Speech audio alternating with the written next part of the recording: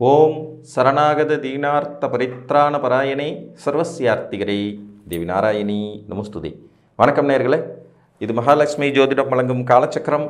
உங்கள் அன்பு ஜோதிடர் ஸ்ரீராம்ஜி பேசுகிறேன். அனைவரும் நலமுடன் இருக்கிறீர்களா? நன்றாகத்தான் இருப்பீர்கள், நன்றாக இருக்க வேண்டும். இன்றைய காணொளியில் நாம் காண இருப்பது வாழ்க்கை துணை அமையும் ராசி எது, இதன் தலைப்பு. ஜாதகம் பார்க்குற அன்பர்களில் பெரும்பாலானோர் கேட்குற கேள்வி தான், என்னுடைய வாழ்க்கை துணை எப்படி அமைவாங்க, எந்த ராசியில் வரக்கூடிய ஆண் அல்லது பெண் அமையிறதுக்கு வாய்ப்பு இருக்குது அப்படி. துல்லியமாக இதுதான் ராசி அப்படிங்கிற அடிப்படையில் இல்லாமல் 2-3 ராசிகளில் ஏதேனும் ஒன்று அமையலாம் அப்படிங்கிற அளவுக்கு தான் ஜோதிட சாஸ்திரத்தில் சூட்சுமங்கள் ஒளிந்திருக்கின்றன. அந்த 2-3 ராசிகள் எதுவாக இருக்கும் அப்படிங்கிறத பற்றி நம்ம இன்றைக்கி பார்க்கலாம்.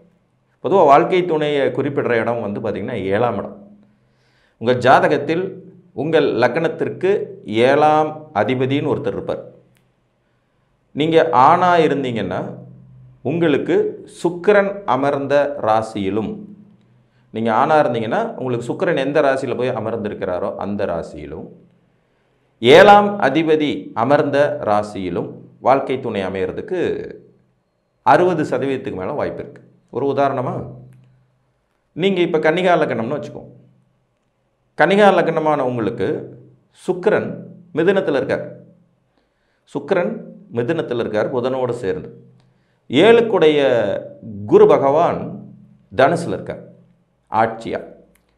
சுக்கிரன் மிதுனத்தில் இருக்கார், 7க்குடைய குரு பகவான் தனுசில் இருக்கார்.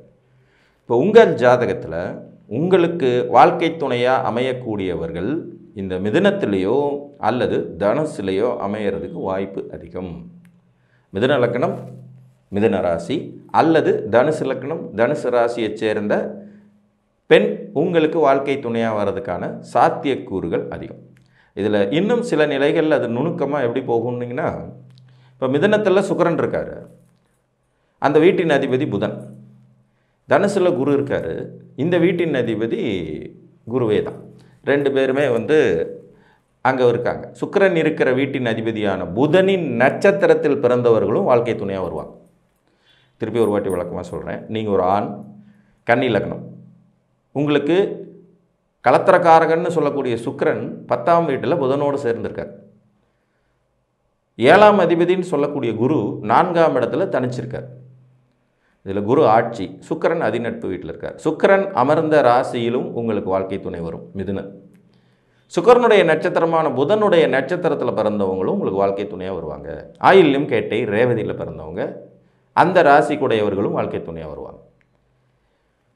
குருவின் வீடு தனுசுங்கிறதுனால தனுசு லக்னம் தனுசு ராசியை தேர்ந்தவர்களும் வாழ்க்கை துணையாக வருவாங்க.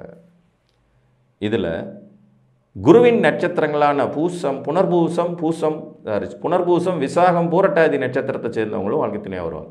இந்தபடி கணக்கு பார்த்தோம்னா 12 ராசியில் யார் வேணாலும் வரலாம் அப்படிங்கிறது மாதிரி வந்துடும். இந்த வாழ்க்கை துணை அமைவதில் இருக்கக்கூடிய விஷயம் இது ஒன்று. 2வது, நடப்பு தசாநாதர்களுக்கு தகுந்த மாதிரி வாழ்க்கை துணையின் அமைப்பு மாறும்.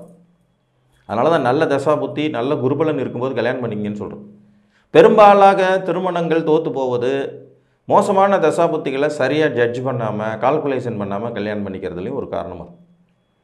அப்போ தசாநாதன் 7ஆம் இடத்தின் குறிகாட்டிகளாக இருக்கிற பட்சத்தில், புத்திநாதன் 7ஆம் இடத்தின் குறிகாட்டிகளாக இருக்கிற பட்சத்தில், இந்த தசாநாதன் புத்திநாதன் அமர்ந்த ராசிகளிலும் கூட நமது வாழ்க்கை துணை அமையும்.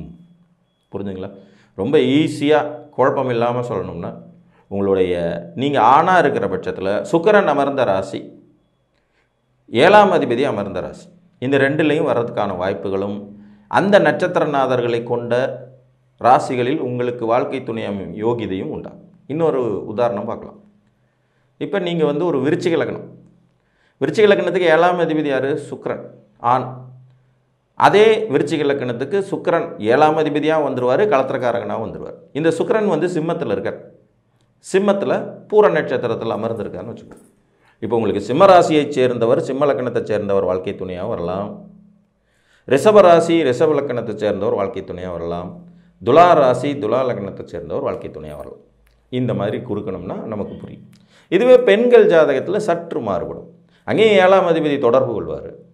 ஆனால் அதே நேரத்தில் செவ்வாய் அமர்ந்த வீட்டின் ராசி கொண்ட அல்லது லக்னம் கொண்டவர் வாழ்க்கை துணையாக வர்றதுக்கு வாய்ப்பு இருக்கும். இப்போ ஒரு கும்பலக்கண பெண், லக்னம் கும்பம், இவங்களுக்கு செவ்வாய் விருச்சிகத்தில் ஆட்சி.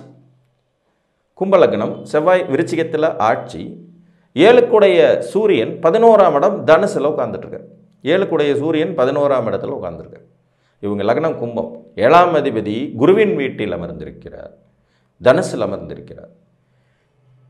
இங்கே களத்திரக்காரகன் என்று சொல்லக்கூடிய, பெண்ணுக்கு களத்திரக்காரகன் சொல்லக்கூடிய செவ்வாய் விருச்சிகத்தில் ஆட்சி. இப்போ இவங்களுக்கு விருச்சிகத்தை லக்னமாய் கொண்ட ஆணோ அல்லது ராசியாய் கொண்ட ஆணோ வாழ்க்கை துணையாய் வருவதற்கும், தனுசை லக்னமாக கொண்ட ஆணும் தனுசை ராசியாக கொண்ட ஆணும் வாழ்க்கை துணையாக வர்றதுக்கும் வாய்ப்புகள் அதிகம். புரிஞ்சுங்களா?